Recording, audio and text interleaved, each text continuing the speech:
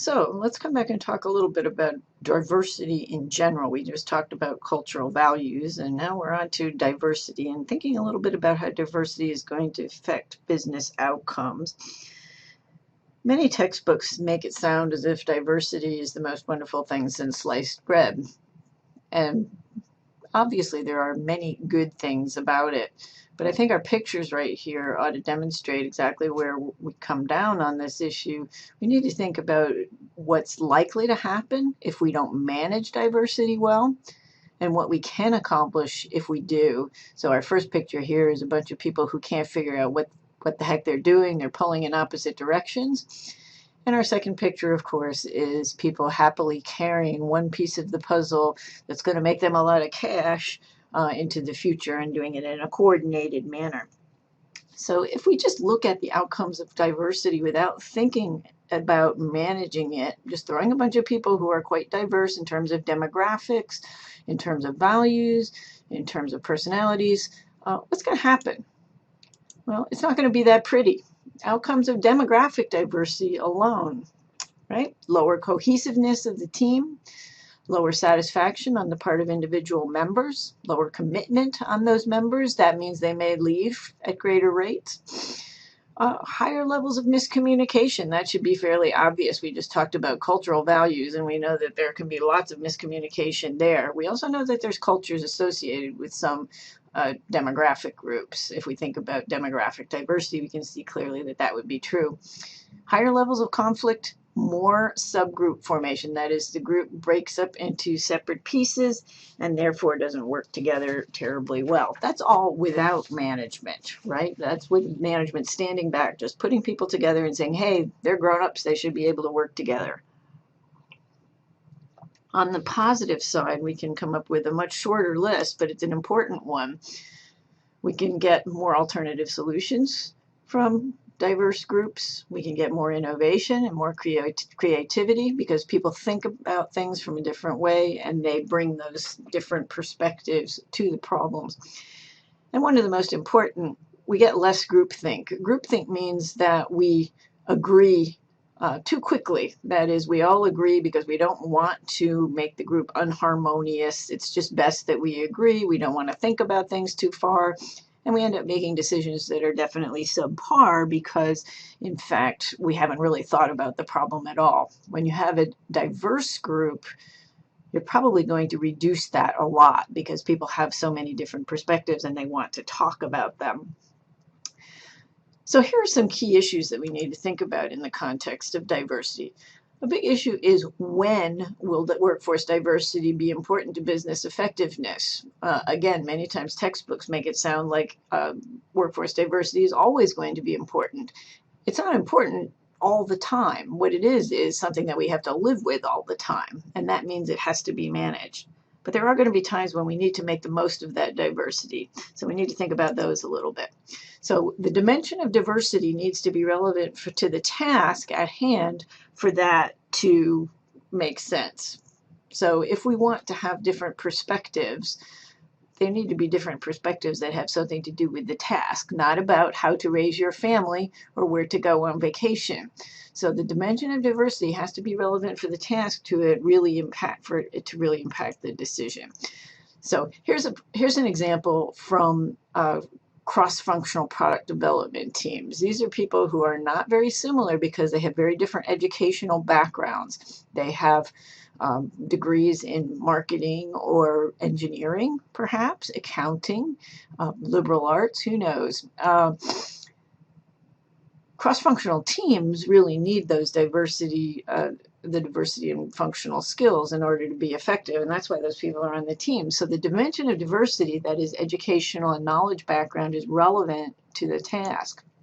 Another example might be marketing teams. If we're trying to address a new market niche, a new potential market segment, perhaps in another country, perhaps here in the US in a different area, we might really need some diversity in terms of reflecting those market segments we want to make the most of. I still recall teaching this in a class and having a white girl say that she certainly could figure out how to create and sell cosmetic products to African Americans, and the African Americans in the class nearly fell on the floor laughing. This is still true, of course, and we need to think about that. If we're coming up with video games for girls, for example, we need to think about a female perspective on that. So these are examples where the workforce diversity is important to business effectiveness.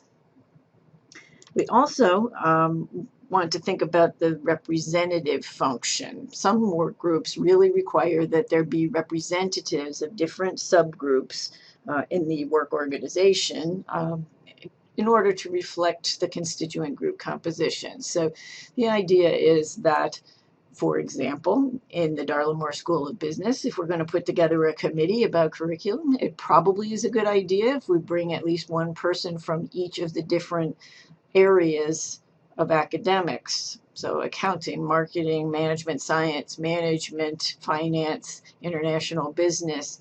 We need somebody representing each of those areas because each of those departments has to be represented in the ultimate decision.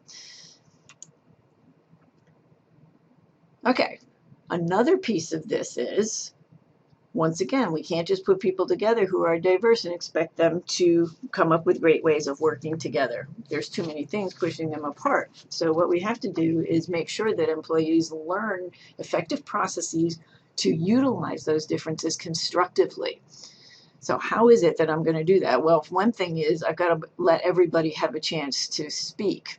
And one of the things that I often get to observe in an academic setting is when there's a bunch of American students and even 2 or 3 Asians from Chinese on a team, many times the Chinese don't get a chance to say very much because the Americans don't recognize that it's an effective process for them to make sure that they hear the opinions of their colleagues. So what we want there is something called constructive conflict. That is people sharing their ideas, not specifically conflicting about them, but sharing ideas that conflict so that we can come up with a better overall solution. We have some problems getting to constructive conflict with diverse groups. That is, we often have trouble figuring out how to create conditions under which people will share conflicting ideas in a positive way. Sometimes it's because demographic identity is used as a proxy for cognitive diversity. That is, we have a bunch of demographically different people, men, women, Asians, African Americans, etc., but in fact, those people don't have deep level diversity that's different, right? They don't have deep level traits that are different. For example, maybe they all grew up in the US, in the Northeast. They're exposed to a very common culture. They may have all the same religion. None of those things is going to bring diversity to the table in a deep level way. On the surface, they look very different. They're different colors. They have different facial features. But underneath, they don't have the needed cognitive diversity. We also might think about the role of identity in these kinds of settings. One of the things that we know is that in diverse settings, when we're looking at people that are different from us, that actually makes it more likely that we start thinking about our own identity. And that's not necessarily leading us to constructive conflict. It may raise issues of other kinds of conflicts between the demographic groups that are not so constructive. So having this identity salient, and then potentially that identity can be threatened through disagreement, such as you disagreed with my idea because I'm a woman. Obviously, that's not a way of getting to constructive conflict. So managing that is something that we really have to be very active about. So ultimately, if we just let this process take its course, we're going to end up with dysfunctional conflict instead of functional conflict.